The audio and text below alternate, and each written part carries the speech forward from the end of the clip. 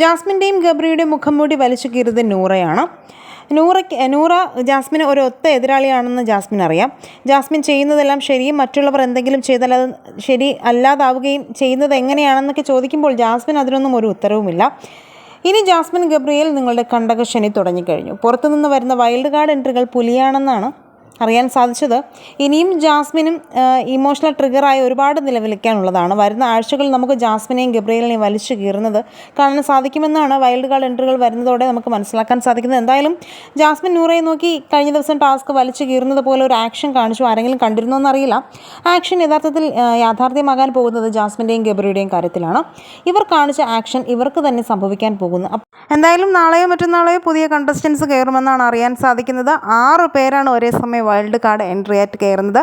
എന്തായാലും നമുക്ക് പരിചയമുള്ളവരും പരിചയമില്ലാത്തവരുമായിട്ടുള്ള ആളുകളുണ്ട്.